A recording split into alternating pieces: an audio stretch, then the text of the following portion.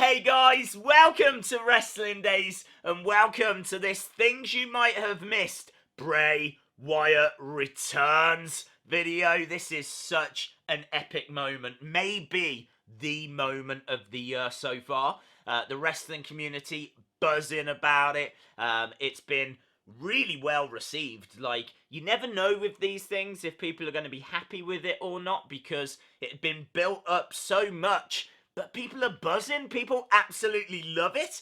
And it's really pleasing to see because they've got an absolute megastar. Absolute megastar right there. Someone that I've said many times I feel could define this era, could define this generation. Very similar to how The Undertaker did throughout the 90s. If booked correctly, Bray Wyatt could do that for the next decade. Such an interesting character. We could always go back to the Funhouse as well. You've still got the puppets around. It's a universe that can be built upon. So, yeah, very, very excited. But there's a lot of stuff that happened during his return. And a lot of things that I want to bring to your attention. Let's start, actually, with a tweet. Let me show you this. Finn Balor, who sent this out just before Raw began. Now, was this a tease? Because looking at the comments connected to this, people are asking, you know, why has he posted this? Is this some kind of cryptic message? It's very interesting that Finn would send a message talking about full circle when that's exactly what this feud is all about. It was started in 2017. It was never concluded. It was never finished. Bray Wyatt would fall ill and then would move on to his feud with Matt Hardy. And so as a result, we never got a conclusion to this feud. That's exactly why he's targeted Finn Balor. And that is so that we can bring this feud full circle. So did Finn Balor sense that? Did Finn Balor know that before Raw began? Is that why he tweeted that message out? Next up, according to a YouTube comment on the actual clip of Bray's return, someone's DVR has got the moment happening at the 66-minute 6-second point, which would be 666, the number of the demon, the number of the devil, the satanic number, 666. And I've got to be honest, I did wonder why that moment happened so early. Normally we had to wait till the third hour for the Firefly Funhouse. So quite interesting that this took place around that time. I've gone back into my stream. I've got it happening around the 65-minute mark, just a touch out. So it is in the realms of realism because there is a delay on YouTube. It could have happened at that kind of 666 point. There's a comment from a person claiming it's on their DVR at that point. So read into that what you will. I'm not sure if there's truth in that one or not, but it was interesting enough for me to include it in this video. Let's talk about the masks as well. You can see a tweet that I received here, and I do think there's a little bit of truth in this, because if you actually look around the edges of like the eyes and the nose, it looks like this is a new mask, or certainly a mask that's had a few changes made to it. The mask in the Funhouse just looks a little bit cleaner around the eyes. Doesn't look like there's as much red like flesh showing, whereas with this one it looks a little more detailed. Looks like there's a little bit more around the eyes in particular, a little bit on the nose. Like, it's not a drastic overhaul, but it does look like an updated mask. And I've even heard rumours that the Funhouse mask is back with the makers, and this is a brand new mask that's just had a few alterations, that's ready to go on the road with Bray. So you'll have to let me know in the comments if you think it's a different mask or not. There's not big changes there, but I think there's enough to suggest this is an updated mask.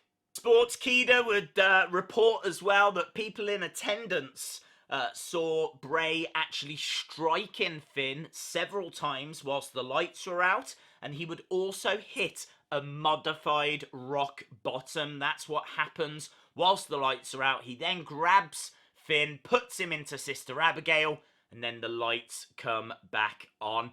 At the very end, as we went to commercial, apparently Bray just spent a little bit of time in the ring, stepped forward, just kind of like staring out at the crowd, and then just exited the ring and went up the entrance ramp. So, yowie wowie, it seems like he went backstage. Another thing that wasn't picked up on at the time by myself was his shirt had praying hands added to them. Now, this has caused a lot of buzz actually online. A fair few people noticed this.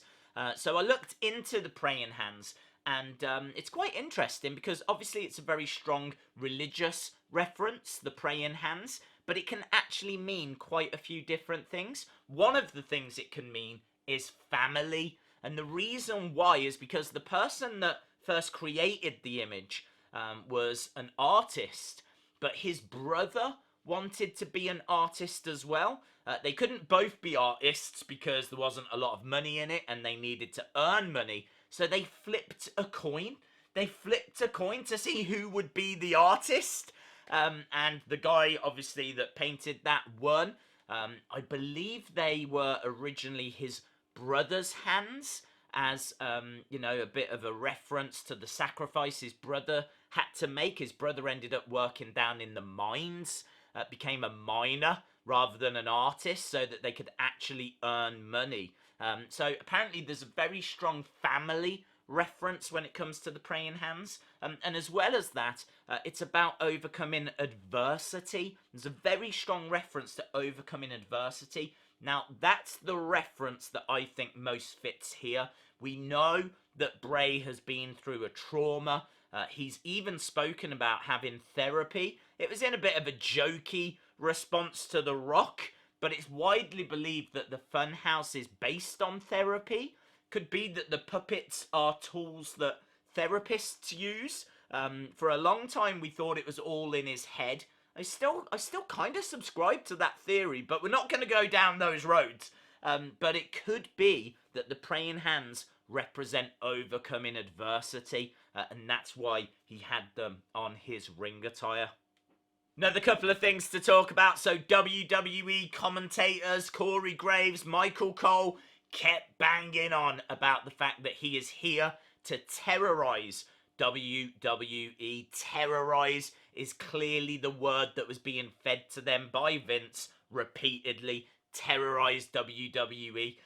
So the fact that they kept repeating that line really suggests that Bray is here to terrorize WWE, not just Finn Balor. I do think we're building towards a match with Finn. I'm not saying that the Fiend is now going to start attacking various different people, but I don't think that he is a heel. I think he's here to terrorize everyone. The Fiend is an anti-hero. The Fiend is out for himself. He is Bray's darkness. I've seen a few people disappointed that he's a heel. I don't think he is. I think the clue was in the commentary. He is here to terrorize everyone, heels and faces. He is out for himself. Final thing I wanted to talk about, the angel with burnt wings is waving you on home. That was obviously something we spoke about many times, trying to figure out what it meant. The angel with burnt wings is waving you on home. Well, an angel with burnt wings is a demon. An angel with burnt wings is a devil. And so wouldn't it have made sense that after all this time, his first feud would be against Demon King, against Demon Finn Balor? Is the term angel with burnt wings waving you on home, has that been a clue all this time? Has he been telling us all along his first opponent was always going to be Finn Balor? Sadly, I couldn't find anything on the entrance music. I did get sent Papa Shango's music, which sounded quite similar. I thought that was a nice little reference, if there's a connection there. I was also told that it sounded like part of a Slipknot song, which again, I think makes sense because The mask, the Fiend mask, is made by the same studio as the Slipknot masks. We know that Bray Wyatt is a Slipknot fan and even spoke about wanting to use one of their songs as his entrance music. So there's definite connections that could be made there if that's true. But sadly, I'm not the biggest Slipknot fan, so I couldn't tell you how accurate that is. But those are the rumours that are doing the rounds at the moment. And of course, we don't know what his actual entrance music is going to be. There's a lot of speculation. We might just see Funhouse Bray next week. Go up to Finn Balor and just ask, is everything okay? Like I saw last week, and just be perfectly fine. It could be that he has two kind of different personas and two different entrance musics. I suppose in a way very similar to Finn Balor. Finn Balor has got two personas and has two slightly different entrance musics as well. So watch this space. Let me know if there was anything you spotted that we haven't covered in this video. Of course, if we get enough theories in and stuff, we can always do another one. But that's everything I could find from Twitter, from YouTube, from people sending me bits of information. It was really cool. It was a great moment. I can't wait to see where this goes next. And if you enjoyed it, make sure you hit that like. Smash the subscribe if you haven't already. And hopefully, I'll see you again next time. Bye for now.